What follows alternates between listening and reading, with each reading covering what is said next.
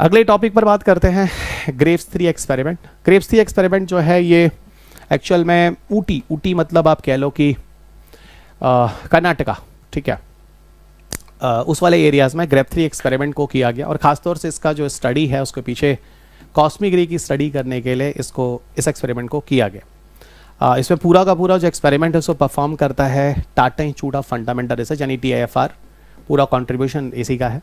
और यहाँ पर काफ़ी हद तक कोशिश करनी है जो कॉस्मिक किरणें हैं, कॉस्मिक रेज जो हैं, ठीक है, वो एक्सेलरेट जो होती हैं वो कैसे होती हैं, उनकी ओरिजिन कहाँ से होती है। क्योंकि जो कॉस्मिक रेज जब हमारे ब्रह्मांड में आती हैं तो ये किसी पार्टिकल के साथ टकराती हैं तो उसकी मोमेंटम को बढ़ा देती हैं, ठीक है। इनकी ऑब्जेक्टिव्स, ठीक है, क्या है उस बारे में बात करेंगे। इसमें इनके जो शावर्स होते हैं, air shower detectors and muon detectors, ठीक है, ये इनकी मदद से हम लोग कोशिश कर रहे हैं कॉस्मिक रेस को और समझने के लिए। कॉस्मिक रेस के बारे में अगर बात करें तो इनका उद्देश्य अगर देखा जाए तो इनकी ओरिजिन और एक्सेलरेशन और प्रोपेगेशन जो होता है वो 1014 इलेक्ट्रॉन वोल्ट से ज़्यादा होता है।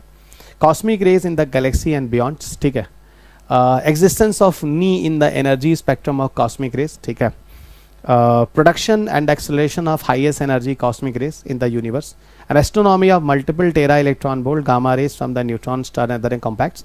ये कुछ टेक्निकल चीज़ें हैं, है ना, जिन चीज़ों को समझने की कोशिश की। फिलहाल आप ये याद रखें, कॉस्मिक रेस की एक्सेलरेशन, उसकी ओरिजिन को समझने के लिए ग्रेव्स 3 एक्सपेरिमेंट जो है कराया जा रहा है। इसकी पूरी की पूरी जो रिस्पॉन्सिबिलिटी है वो Tata institution of fundamental research है। और जो एक्सपेरिमेंट हो रहा है वो ऊटी में हो रहा है, ठीक है, ऊटी में हो रहा है। और ये कॉस्मिक रे की स्टडी करने के लिए एक प्रोटॉन स्पेक्ट्रम है जो बनाया जा रहा है, जो लगभग अच्छे खासे इलेक्ट्रॉन वोल्ट्स की एनर्जी जनरेट करता है। अब कॉस्मिक रेस को समझना क्यों ज़रूरी है, इस पर थोड़ी सी चीज़ें आपको बताएं। तो एक लाइन में याद रखना, ब्रह्मांड को समझना है, ठीक है, तो ये ज़रूरी है। First identified over the century ago, ठीक है, तो इनकी जो जानकारी है वो सैकड़ों साल पहले की है लगभग। ये बहुत ज़्यादा एनर्जेटिक पार्टिकल्स होते हैं जो मौजूद होते हैं, और अर्थ जो है वो इस तरह के कॉस्मिक रेस को एक्सपीरियंस करता भी है, जैसे कि स्टडी हुई है। इनके बम्बार्डमेंट्स होते हैं जो अर्थ की तरफ आते हैं कॉस्मिक रेस से, आउटर स्पेस से हमारी स्पेस की तरफ आते हैं, यानी हमारे सोलर मंडल के, सौर मंडल के अंतर्गत, ठीक है। और ये सबसे बड़ी बात, ये ऑल डायरेक्शंस में इनकी स्टडी की गई है। और इंटायर अर्थ सरफेस पे देखा जाए तो कॉस्मिक रेस जो होते हैं वो पार्टिकल्स में एक ट्रिगर इफेक्ट डालते हैं। कैस्केडिंग का मतलब होता है एक दूसरे के साथ कोलिजन करके, दूसरा तीसरे के साथ करके, पूरे के पूरे ब्रह्मांड में जो डिफरेंट तरह के जो पार्टिकल्स होते हैं उनमें एक अलग ही तरह का मोमेंटम यूज़ करते हैं, ठीक है।